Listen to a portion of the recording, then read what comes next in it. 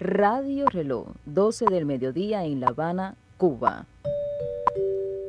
¿Qué horas son, mi corazón?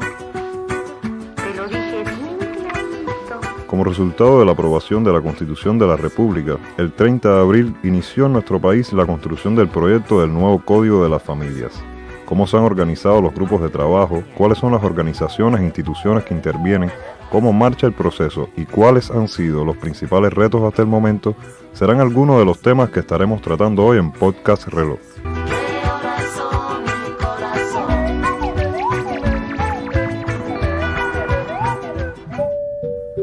Lo dice Radio Reloj, la emisora de la hora y las noticias. Es miércoles 12 del día y está iniciando Podcast Reloj, un espacio creado para usted. Quédese con nosotros durante los próximos minutos que ya comenzamos. Voy a cambiar los muebles de mi casa. Le cambiaré el color a las paredes. El 10 de octubre de 2019 se proclamó la nueva Constitución de la República de Cuba, aprobada en referéndum con más del 85%. Esta nueva Carta Magna es inclusiva a la par de diversa. Reconoce el derecho a la realización personal y lleva implícito, entre otras dimensiones, el derecho que tiene toda persona a fundar una nueva familia, adoptando para ello el modelo que considera bien según el proyecto de vida que se autodiseñe, conforme con sus pretensiones, aspiraciones y anhelos. Cuba, como el resto del mundo, está en constante cambio y evolución. En nuestra isla conviven cada vez más tipos de hogares, razón que obliga a crear una legislación que defina, regule y proteja a todas las familias más allá de sus diferencias. Desde el 30 de abril, la Asamblea Nacional del Poder Popular aprobó la comisión que elaborará el proyecto de Código de las Familias. Para conocer cómo marcha este anteproyecto, cuáles son los principales retos con los que se han topado, así como otros datos de interés, conversamos hoy en cabina con 3 expertos y a su vez miembros de la comisión. Ellos son Yamila Ferrer, vicepresidenta de la Unión de Juristas de Cuba, Mayda Álvarez, directora del Centro de Estudios de la Mujer de la Federación de Mujeres Cubanas, y Manuel Vázquez, subdirector del CENESEX. Bienvenidos a los 3 y gracias por aceptar nuestra invitación. Profesora Yamila, quisiéramos comenzar con usted y que nos mencionara cuáles son las organizaciones que integran el grupo de trabajo para la conformación del Código de las Familias. Muchas gracias a ustedes por la invitación y por la posibilidad de contribuir al conocimiento de un tema tan importante para nuestra sociedad como es la problemática de las familias. Bueno, como se conoce por Acuerdo 149 de este año, de 2021, del mes de marzo, se creó la comisión y se dio a conocer los integrantes de la comisión redactora del Código de las Familias, acuerdo del Consejo de Estado de la República de Cuba. Es una comisión integrada por 31 miembros, tiene una composición diversa. Pienso que lo fundamental fue tener una representación de los diferentes ámbitos de nuestra sociedad. Hay una representación, están, por ejemplo, la Federación de Mujeres Cubanas, los Comités de Defensa de la Revolución, la Asociación Nacional de Agricultores Pequeños, la FEU, la Federación Estudiantil Universitaria, la Federación de Estudiantes de la Enseñanza Media. Hay una representación también de las instituciones jurídicas, que son las principales responsables de no solo la concepción, vamos a decir, jurídica, técnica del código, sino también de la aplicación, de la interpretación y aplicación. Pues está la representación de la Fiscalía General de la República, del Tribunal Supremo Popular, del Ministerio de Justicia. Es decir, que son instituciones fundamentales en la aplicación futura del código. También hay representantes de instituciones religiosas del país. Es decir, que es algo que se trató por todos los medios de que hubiera diversidad en la composición de esta comisión y que pudieran contribuir a esa mirada diversa que necesitamos. Profesora, es una realidad lo heterogéneas, complejas y diversas que son las familias que conviven hoy en Cuba. ¿Cuáles son los desafíos de repensar normas que ofrezcan amparo a cada una de ellas?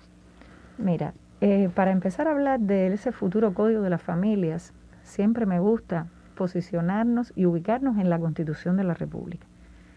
Yo creo que es muy importante que entendamos la coherencia que debe tener cualquier texto jurídico con nuestra Constitución. Y por supuesto, el Código de las Familias es un gran reto porque tenemos un código vigente de hace 46 años. Y como se puede comprender, un código de esa data, de esa larga data, no responde ya a las exigencias, a las realidades de las familias cubanas. Hay tres cuestiones fundamentales que tenemos que tener en cuenta para la coherencia que debe tener el Código de las Familias con la Constitución. Una es el de la pluralidad. La pluralidad vista como ese reconocimiento a la diversidad familiar y a entender que todos los tipos de familia que existen en nuestro país, todas están en el mismo nivel de prioridad, con la misma necesidad de protección. Y claro, hay tipos de familias, como puede ser esa familia tradicional, nuclear, de mamá, papá y nené, heterosexual, que sí tiene una larga vida de reconocimientos porque es la aceptada, vamos a decir, por esa cultura patriarcal, etcétera, etcétera. Pero también hay otros muchísimos tipos de familias y no me estoy refiriendo solamente a las familias homoafectivas, sino que estamos hablando, por ejemplo, de las familias monoparentales o monomarentales, estamos hablando de las familias anaparentales, de las de hermanos o las de primos, estamos hablando de familias extensas, de familias reconstituidas. ¿Qué cosas son esas familias reconstituidas? Esas familias de personas que se divorciaron o se separaron, que vienen con hijos y que han formado también una gran familia. Es decir, fíjate que hay una diversidad tremenda. Estamos hablando de la importancia que pueden tener los parientes afines, las madres y padres afines, conocidos tradicionalmente por madrastras y padrastros. Estamos hablando de las familias conformadas por abuela o abuelo y un nieto o nieta, por tía y sobrino. Es decir, fíjate la diversidad tan grande que tenemos de familias. Entonces, de eso se trata, esa pluralidad. Y siempre valorando que todas están en las mismas condiciones. No estamos imponiéndole modelos a nadie. Estamos, repito, reconociendo los que ya existen y protegiéndolos. Está también el tema de la inclusión. El tema de la inclusión parecería muy relacionado con el de pluralidad, porque efectivamente lo está, pero significa precisamente eso, que no vamos a dejar fuera a ninguna persona, a ningún tipo de familia, que todos van a estar bajo esa misma protección. Y ahí vuelvo a ese artículo 42 de nuestra Constitución que nos habla de igualdad y no discriminación, y de no discriminación por ninguna condición humana. Uno de los temas que tanto estamos en estos momentos llamando la atención sobre él y la necesidad de replantearnos en el futuro código es el de la edad para el matrimonio, la edad excepcional, porque la edad para el matrimonio es de 18 años, pero hay una edad excepcional por causas justificadas de 14 las niñas y 16 los varones. Y entonces ahí estamos en una contradicción, porque una niña de 14 años, obviamente sabemos que no está en condiciones de formalizar matrimonio, de constituir una familia. Entonces, eso es algo que nos tenemos que replantear. Y el otro elemento importante es el de los afectos, porque la Constitución en su artículo 81 también reconoce los afectos como el eje de las familias. Te estoy hablando de personas que a veces se crían con un vecino y que ese vecino es como si fuera una madre o un padre. Bien, son cuestiones delicadas, sensibles, que hay que tener en cuenta. Los mismos temas migratorios. ¿Qué incidencia tienen los temas migratorios en las familias cubanas? ¿Cuántas personas aquí, cuántos niños, niñas, adolescentes no son cuidados por un familiar porque su madre y su padre no viven en Cuba? O lo mismo pasa con los mayores. Sí, fíjate cuánta complejidad de situaciones tenemos. Y es importante que la población las conozca, es importante que la población conozca todo el amplio contenido que va a tener ese código de las familias y la necesidad que tenemos de ese código de la familia para dar solución a conflictos que hoy no tienen una vía clara, expedita de solución. Como bien mencionado anteriormente, este código se llevará a un referendo popular. Es el primero de su tipo y quisiéramos que nos comentara qué de importante tendrá este proceso para nuestro país, para la sociedad, para la conformación del código en sí mismo. Mira, sobre esto hay muchos criterios y bueno, personas que dicen, bueno, los derechos no se plebiscitan, no debería llevarse a referendo, toda esa serie de cosas. Yo te debo decir que la Asamblea Nacional, al momento de incluir la disposición transitoria en que se indica esta consulta popular y este referendo para el futuro Código de las Familias, atendió precisamente al intenso debate popular que hubo con respecto a la materia familiar en el debate constitucional. Y la Asamblea decidió trasladar las fórmulas participativas de la propia Constitución a este Código de las Familias. Debo decir también que no estamos llevando a consulta popular y a referendo un derecho. El Código se va a llevar a consulta popular y a referendo en toda su amplitud y en todas sus instituciones. Y yo creo que la magnitud de lo que representa un Código de las Familias, porque date cuenta que todos y todas vivimos en familia, todos y todas de alguna manera tenemos que ver con la vida familiar. Por lo tanto, estamos involucrados, estamos implicados. ¿Qué mayor participación que tener la posibilidad de integrarnos a ese proceso de conformación de la norma? Debo decir que si bien esta es la única norma que en las disposiciones transitorias de la Constitución tiene esta indicación de consulta popular y referendo, no significa que sea la única con que se vaya a hacer o con que se pueda hacer, porque el artículo 108 de la Constitución, en donde este es un artículo donde están las funciones de la Asamblea Nacional, precisamente en su inciso C, se refiere a las posibilidades de consulta popular y en su inciso V a las posibilidades de referendo y plebiscito. Es decir, que lo mismo que está ocurriendo con esta norma jurídica en un momento futuro puede ocurrir con otras. Y de hecho tenemos una práctica en Cuba de consulta, porque ahora sí recordamos cómo se discutieron en los centros de trabajo por los sindicatos el Código de Trabajo, la Ley de Seguridad Social. Es decir, hay muchas fórmulas para la participación popular y yo creo que esta es una más. Y yo sí creo que el reto mayor es que nuestra población conozca los contenidos, se estudie el anteproyecto cuando sea público para llegar a esa consulta con conocimiento, porque son problemas en los que todos estamos imbuidos de una u otra forma.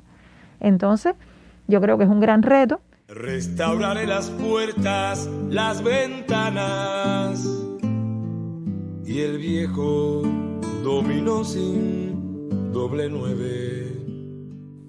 Ahora daremos paso a Maida Álvarez, que por vía telefónica nos hace llegar su opinión a cabina. Maida, buenas tardes, ¿me escucha? Sí, cómo no, muy bien. Ante todo agradecer el espacio para poder hablar de estas cosas, del trabajo de la organización y mucho más relacionado con el Código de Familia. Maida, desde su trabajo en la FMC, que consiste en apostar por un ambiente familiar sano, donde cada integrante haga valer sus deberes y derechos, ¿cuál ha sido la función de esta organización en la conformación del nuevo Código de la Familia?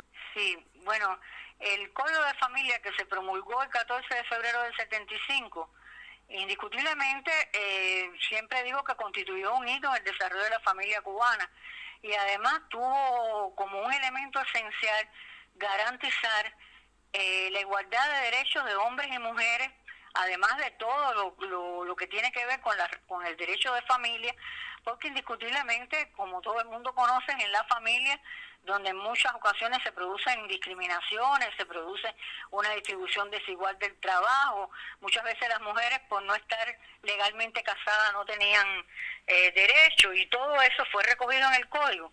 Por lo tanto, el hecho mismo de que para la Federación de Mujeres Cubanas la promulgación de ese Código era una forma más, una ley más, un amparo más para la igualdad entre hombres y mujeres, que es nuestra misión fundamental, lograr esa igualdad de género, bueno, pues sencillamente fue para la Federación de Mujeres Cubanas un trabajo y una labor esencial.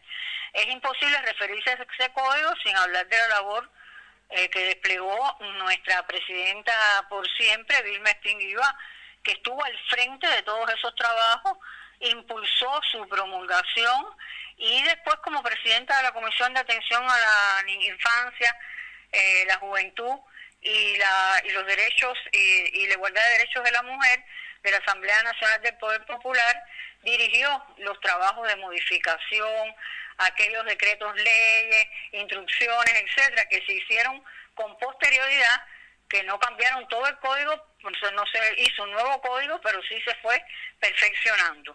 En este momento, por supuesto que la Federación de Mujeres Cubanas está jugando un papel esencial en la elaboración y va a jugar un papel esencial en el debate del código. Particularmente nosotros como Centro de Estudios de la Mujer, representando a la Federación de Mujeres Cubanas, estuvimos participando en el grupo de trabajo temporal que estudió el código anterior para analizar su vigencia y todos aquellos aspectos que tienen vigencia, poderlos tener en este código, y además no solo a aquel código, sino a las sucesivas modificaciones a que te hacía referencia. Maida, ¿qué estrategias tiene pensada la organización para educar a la sociedad en correspondencia a lo que pretende materializar el código sobre los nuevos y diversos tipos de familias en nuestro país? Bueno, nosotros de entrada hemos comenzado por la preparación de los propios cuadros profesionales y las dirigentes de la organización. Porque por supuesto que yo creo que una estrategia esencial es contribuir a cambiar prejuicios, estereotipos patriarcales. Eso es una transformación cultural que requiere de una comunicación asequible, creativa, agradable, que convenza. Yo creo que hay que elaborar mensajes que comuniquen con claridad y objetividad todas las ventajas de ese código de familia y esclarezcan dudas, confusiones. Nosotros en nuestra estrategia estamos teniendo en cuenta que hay que realizar una labor más diferenciada, según los territorios, según los grupos de edades, y para nosotros también es una estrategia importante, por una parte, para ayudar a formar la cultura jurídica en las nuevas generaciones, para esta tarea que te comentaba de la deconstrucción de estereotipos, apoyarnos en las universidades. O sea, nosotros tenemos un programa de cátedras de la mujer, la Federación conjuntamente con el Ministerio de Educación Superior, de cátedras de mujer en las universidades, que las estamos insertando en toda esta estrategia para trabajar con las y los jóvenes, digamos, abrir espacios de debate, de discusión, de conocimiento del código. Este es también un elemento importante. Voy a quitar las viejas cerraduras. Creo que están de más ciertas paredes. Aprendí con el tiempo que se puede cambiar sin que se dañe la estructura. Los que nos siguen conocen que en la emisión anterior tuvimos la oportunidad de conversar con Manuel Vázquez, subdirector del CENESEX, y todo lo relacionado a este centro de tan importante y larga trayectoria. Sin embargo, hubo una pregunta que quedó pendiente porque queríamos extenderla a nuestras otras invitadas. La pregunta es cómo ustedes consideran que sería el código de las familias que mejor podría representar a esa Cuba inclusiva que todos queremos construir. Precisamente, Manuel, comenzaremos con usted. ¿Qué opina? Definitivamente, un nuevo código de las familias debería, en términos de los principios y los valores que reproduzca, reforzar justamente la no discriminación por orientación sexual e identidad de género. Y partiendo de una formulación amplia, de una formulación diversa, de una formulación que rescate justamente este principio de igualdad y no discriminación en relación con el acceso al matrimonio, deberá irradiar al resto de las instituciones jurídicos familiares que por supuesto están conectadas con el matrimonio y con las realidades familiares.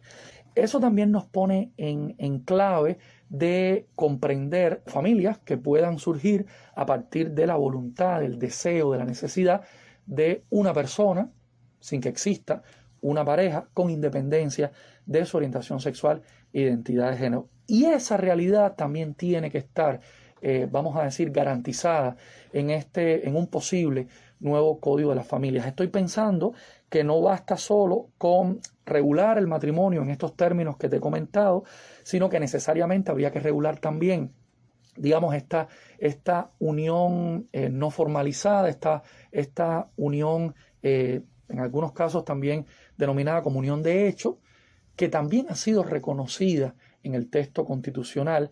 En función de lo que te he comentado, yo siento que sería el momento idóneo para introducir, por ejemplo, la voluntad la autonomía de la voluntad como una cuestión que genera filiación, concretamente a partir del acceso de las personas a las técnicas de reproducción humana asistida, como un hecho que denota la voluntad de las personas de formar una familia con independencia de si están en el marco de un matrimonio como figura jurídica, con independencia incluso de si su proyecto de vida incluye una pareja, con independencia, que pudiera incluir la pareja o no, con independencia de la orientación sexual de la persona, con independencia de la identidad de género de la persona. De lo que se trata es de la regulación del matrimonio como una institución a la que podamos acceder todas las personas con independencia de cualquiera de nuestras características, con independencia de la manera en la que vivamos nuestras sexualidades. Mayda, continuamos con usted. Coméntenos cómo sería ese código. Lo primero que por supuesto deseo y que deseo que así lo comprendan las personas y sea aprobado es que haya un respeto a la diversidad de familias. Por otra parte, yo creo que sea un código que se parezca cada vez más a nuestra realidad. Es por eso esta modificación. Un reconocimiento legal de las realidades que existen, que están ahí en todos los barrios, en todas las cuadras, de todas las realidades y toda la diversidad, como decía, de familias que existe. Yo creo que el código también va a tener sin duda alguna acápites especiales dedicados a los adultos mayores, a las personas discapacitadas, o sea, con una mirada especial a la protección de grupos vulnerables, pero también a sus derechos y a sus oportunidades de participación en la sociedad. Debe estar lo que tiene que ver con la violencia familiar, como ya señalaba la Constitución, que es un problema para la familia, para la sociedad, pero también para las personas, y que haya claramente una condena y una protección a las personas, o sea, una condena a la violencia y una protección a las personas. Aspiro a un código moderno, a un código inclusivo, a un código no discriminatorio, un código que respete a la diversidad y que de alguna manera realce la dignidad de las personas, si puedo hacer un resumen de lo que te he dicho. Y para concluir, profesora, ¿cuál sería su respuesta? Bueno, ya yo te hablaba de los grandes retos que tenemos de las cuestiones que ocurren a partir de la diversidad familiar. Por ejemplo, siempre pienso en los abuelos y en las abuelas, que han sido tan importantes en nuestras familias, como soporte de la educación de las niñas, niños y adolescentes, como apoyo a esas madres y padres que están en otros espacios y que tienen en la retaguardia a esos abuelos y abuelas. Y sin embargo, esos abuelos y abuelas hoy en día no tienen derechos visibles, expresos, para ir ante un tribunal y reclamar cuando se dan diferentes situaciones y quieran comunicarse con sus nietos. Pienso en todas estas situaciones que te hablaba de los cuidados, de la necesidad de protección mayor para nuestros mayores, para las personas con discapacidad.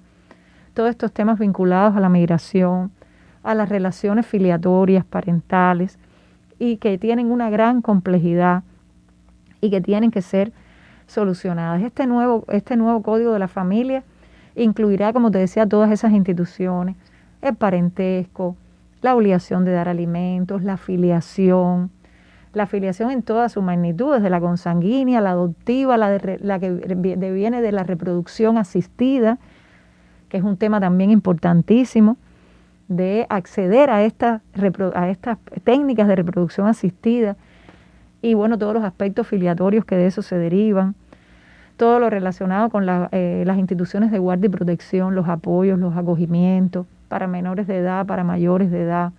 Se requiere, por supuesto, que en cada una de esas instituciones familiares se refleje cómo actuar ante situaciones de violencia, todo lo relacionado con los métodos alternos de resolución de conflictos. No todo tiene que llegar al tribunal. Es decir, fíjate, pudiera estar aquí hablando horas sobre todo las posibilidades que va a traer este código para nuestra población, para nuestra familia.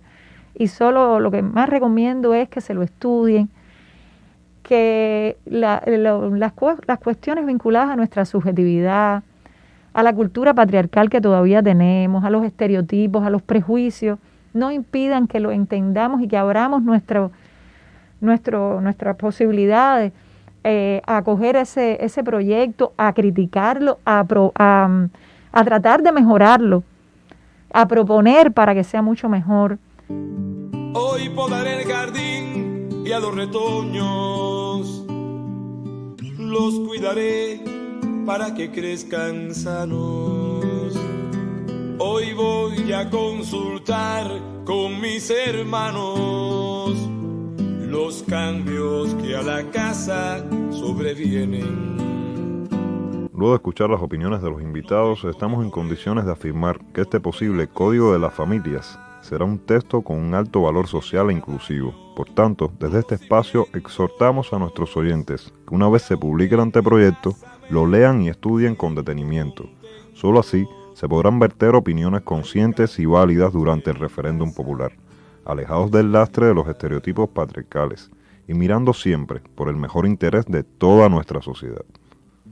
De igual modo, los invitamos a comunicarse con nosotros a través del correo podcast.rrelo@icrt.cu si tienen alguna pregunta para nuestros invitados o desea la opinión de otro de los miembros de la comisión.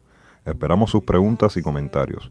Muchas gracias por la escucha, los esperamos dentro de 15 días a las 12 pasado meridiano y juntos tratar otro tema de interés para la sociedad cubana. La misma casa, los que no son iguales son los tiempos.